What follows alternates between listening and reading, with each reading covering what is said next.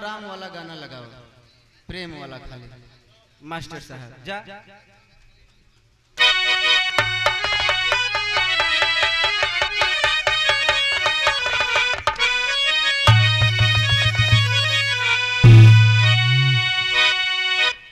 कहाँ सुखी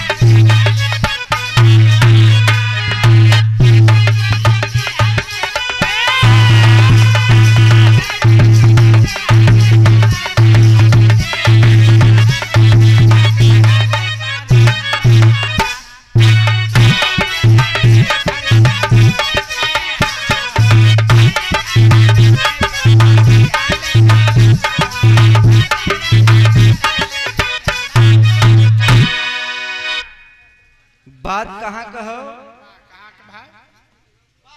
रामायण के बाद सुग्गा सुग्गी बैठा है कहीं, सीता माता देखत है कि बड़ा नगद नगद सुग्गा सुग्गी है, करत का है सीता माता ऐसे लहाई दे मास्टर साहब कहना बा।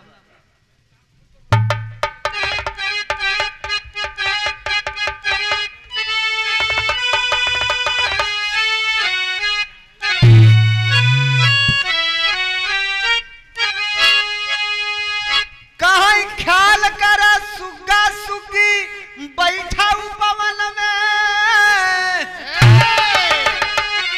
और सीता जी के चरण में गिरल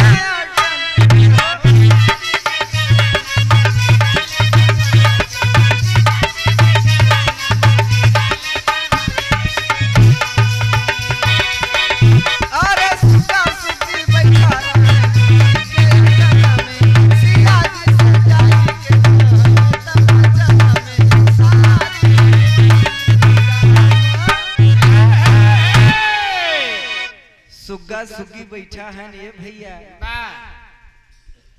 बात करत है आपस में। सुग्गा सीता के देख के कहता कि यह सीता है, इनकर बियाह राम से होए। सीता माई कहन कि अरे इस सुग्गा सुग्गी के हमारे बारे में जानकारी बा। आखिरकार सुग्गा सुग्गी के करीब सीता माई 2 कदम और गए, और जब गई तो होत का मास्टर भाई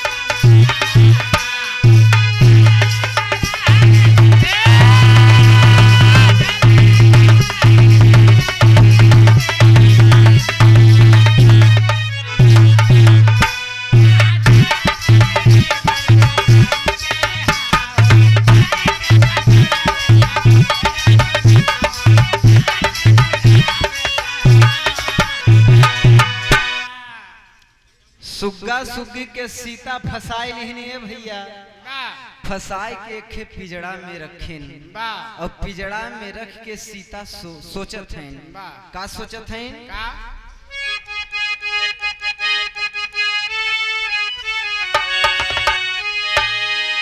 याद करें सिया सुग्गा सुग्गी कज करिया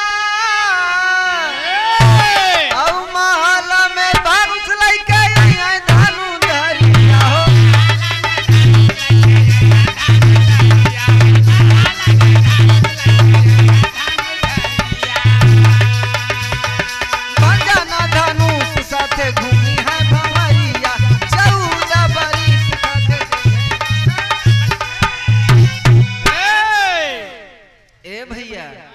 सीता सोचत हैं कि सुग्गा सुग्गी के कहे के हिसाब से राम से हमार बियाह होए और 14 साल खातिर मैं वनवास होए। और एक बात सीता सोचलिन, का सोचत हैं?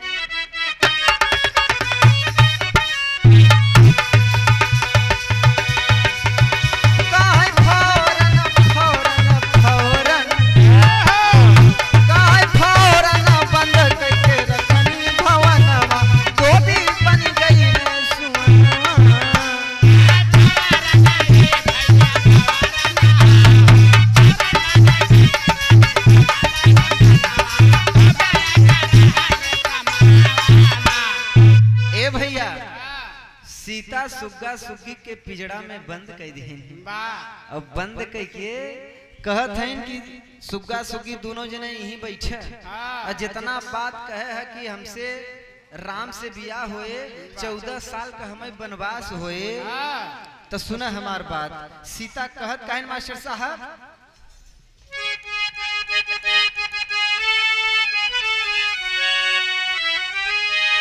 कहां पड़ा रसिया का दुना उना परानी और निकल ना दे बजाऊ झूठी होय कहानी हो।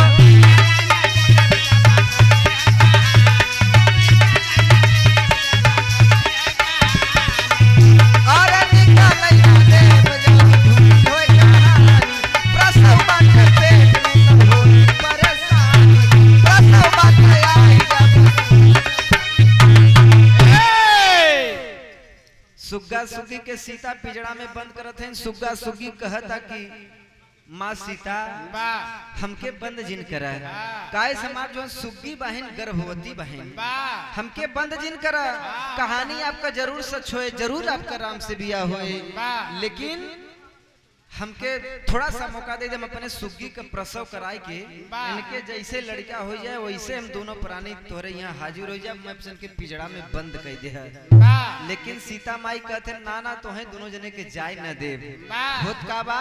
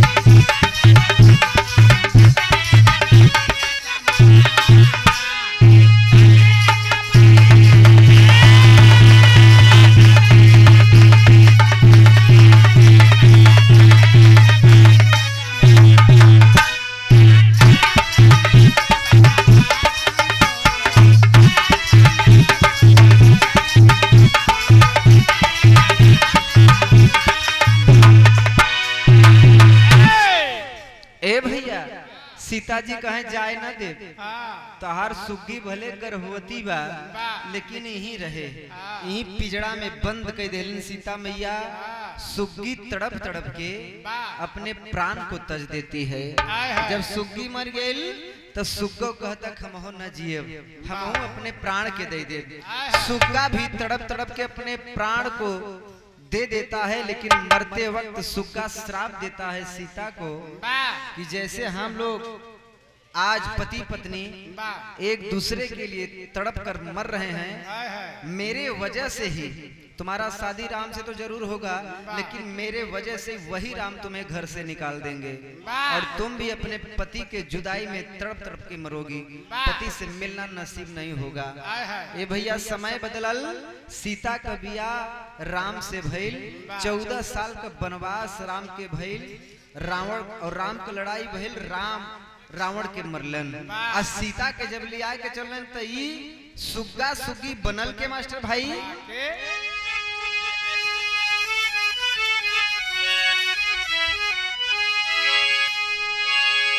झंखसिया रानी मारा धोबी जब पाना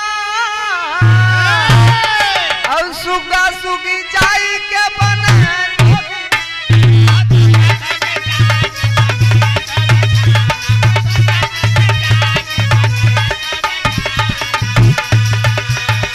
माली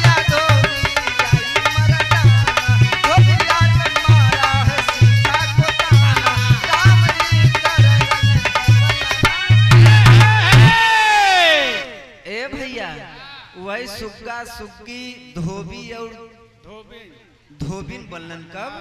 त्रेता युग में।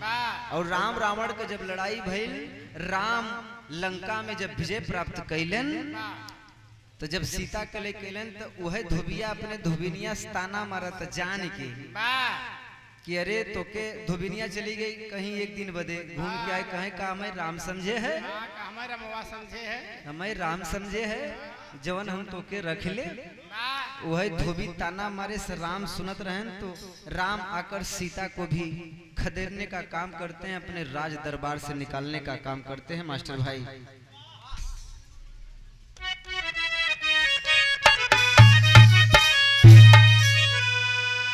पैतरा बदल दा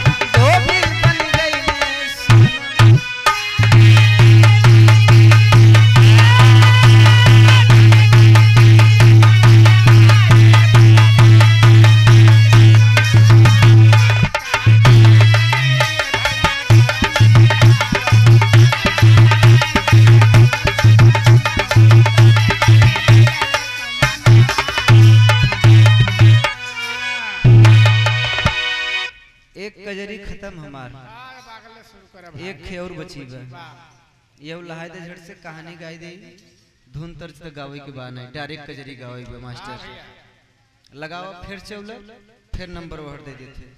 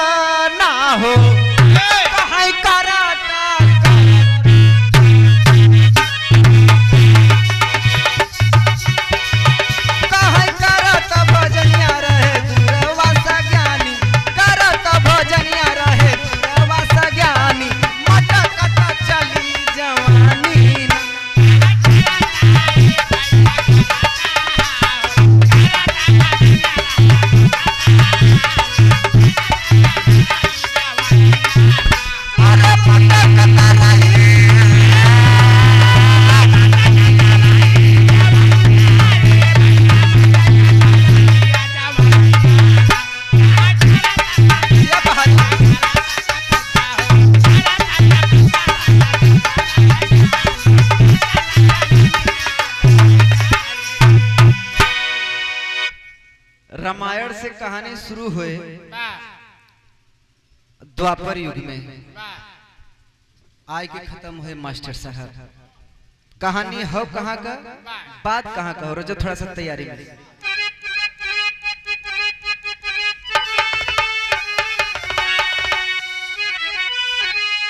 तक है कि अरे पुरंदर के दिल में दहशत समाने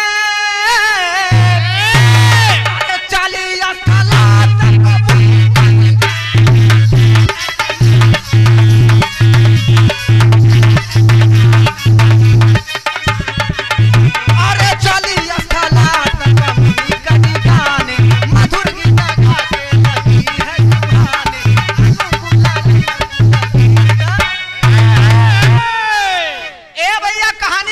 कहो। दुर्वासा ज्ञानी तो अपने मंत्र में मस्त हैं, तब करत हैं भैया, लेकिन होत क्या बा क्रॉस लाइन मास्टर साहब तैयारी में।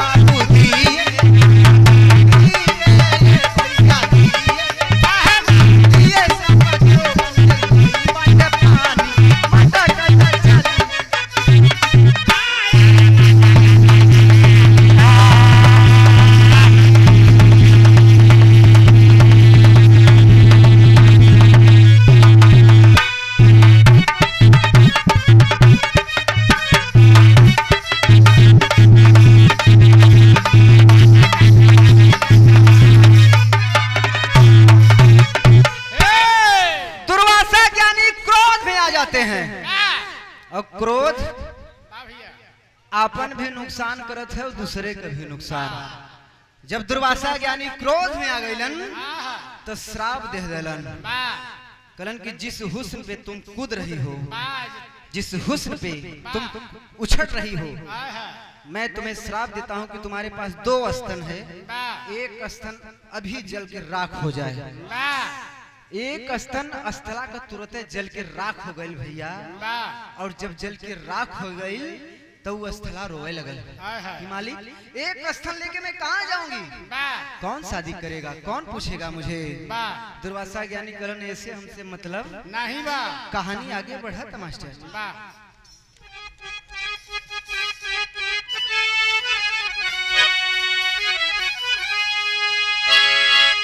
रोने लगी स्थला तब गिड़गिड़ा के एक स्तन लेके कहाँ जाऊं,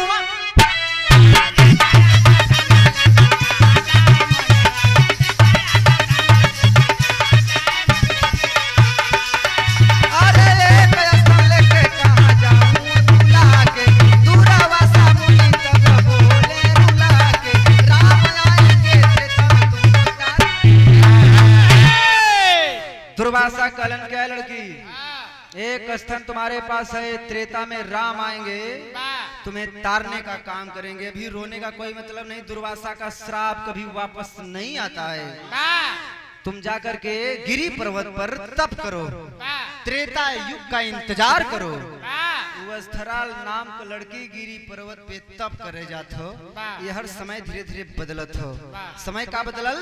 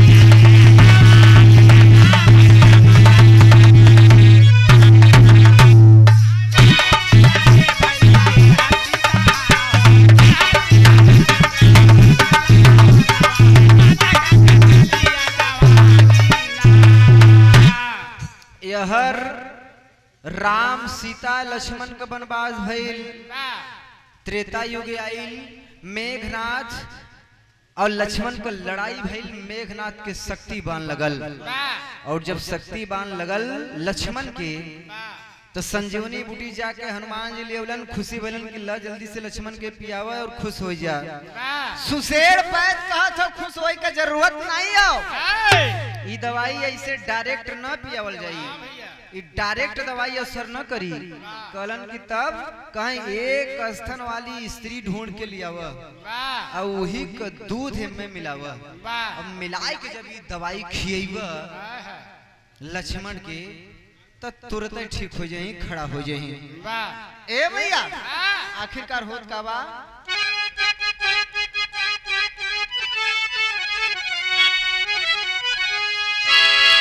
खोजत की पहुंचे कभी जंगल मजारी और तप करत रहल नारी एक स्तनवारी।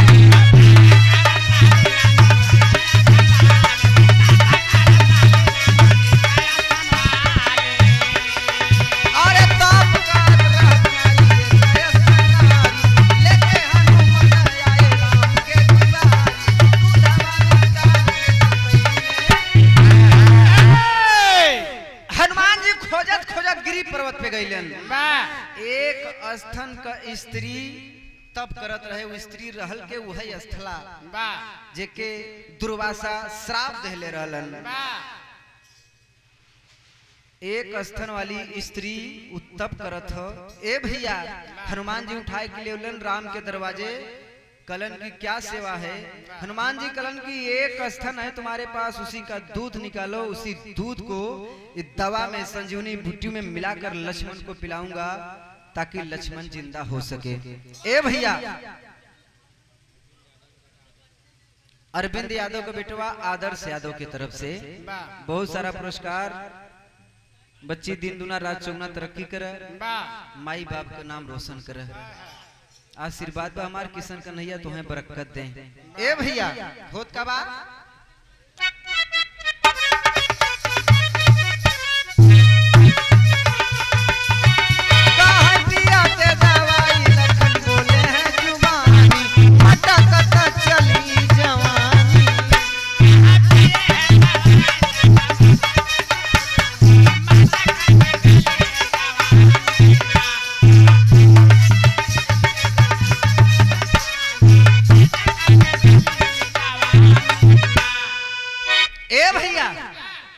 जब लक्ष्मण ठीक हो के खड़ा भइलन तो देखत है स्थला के स्थला रोवत हो। लक्ष्मण कहे तुम्हारे दूध की वजह से मैं जिंदा हुआ हूँ, मांग लो तुम्हें जो वरदान मांगना है। स्थला कहा तो कि हमार दूध पीले हुआ, हम चाहत है कि अगले जन्म में हम तुहार महतारी बनी, तू हमार बेटवा बना।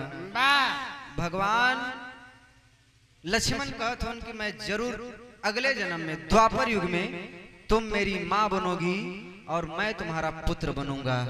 कहलन का लक्ष्मण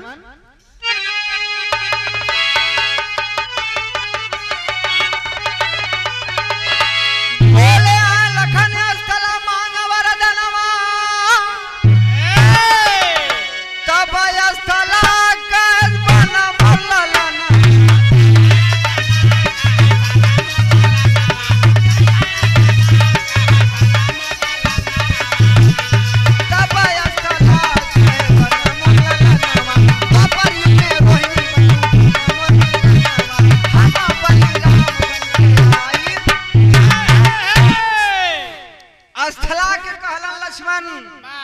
कि द्वापर युग में आप रोहिणी बनोगी और मैं लक्ष्मण हूँ, द्वापर युग में मैं बलिराम बन के आऊंगा और आप रोहिणी बनोगी, मैं आपके कोख से पैदा होऊंगा। ए भैया द्वापर युग में वही स्थला रोहिणी बनल और यही लक्ष्मण बलराम बनलन। पैतरा बदल जाए मास्टर।